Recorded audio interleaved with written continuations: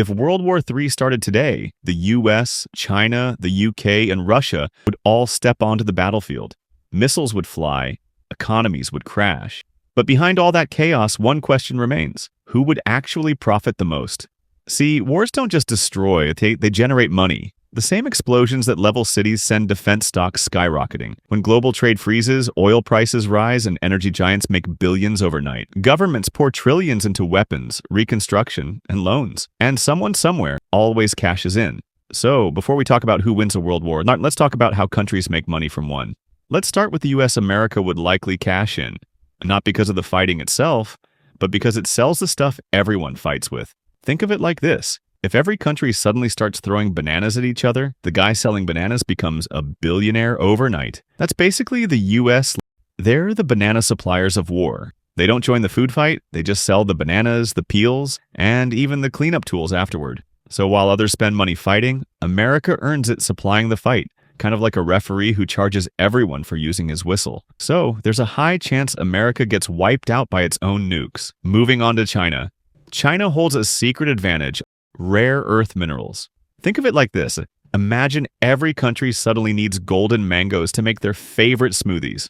China happens to own almost all the golden mango farms. Every drone, jet, and missile is like a smoothie. It can't exist without these mangoes. So if the world goes crazy, China doesn't even need to fight. It just sells the mangoes and lets everyone else pay top dollar. But here's the catch. One trade embargo, and suddenly the smoothies don't get made. The mangoes can't leave the farm, and all that potential profit disappears overnight. China's power is in the supply chain, kind of like being the only store in town selling Wi-Fi routers during a blackout. Everyone needs you, whether they like it or not, and that will probably be the Great China. Now let's talk about Russia. Russia's money comes from energy, oil, and gas. Think of it like this. Imagine everyone suddenly needs hot chocolate to survive a winter, and Russia owns the only giant cocoa farms in the world. When conflict erupts, hot chocolate prices go through the roof. Everyone is willing to pay anything just to stay warm. That's basically what happens with oil and gas. Global wars make energy super expensive, and Russia collects the cash. But there's a twist. If other countries block shipments or freeze accounts, suddenly all those cocoa beans are stuck in the warehouse and the money evaporates. So Russia profits when the world needs energy, but only if the world lets it, which is more bad than it looks.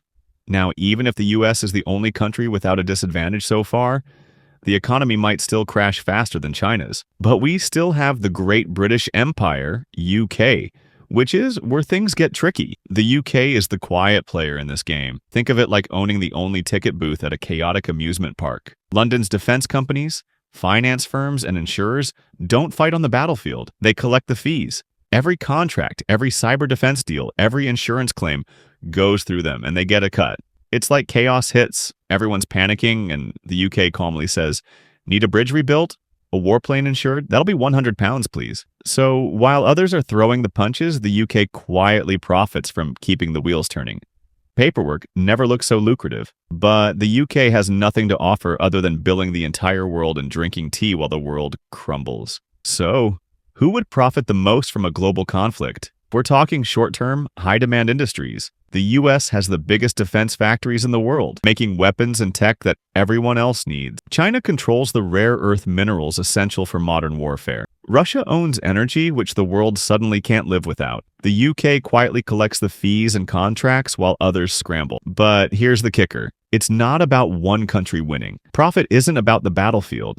It's about who controls what the world needs when everyone else is desperate. If you had to pick, the US and China probably see the biggest surge. America for its tech and weapons, China for its materials. But it's always a high-risk game. And history shows the real cost is never counted in dollars. Nations, people, and lives pay the bill long after the money is made. Announcement. This video will cost you 1 subscribe and an extra like, so pay up.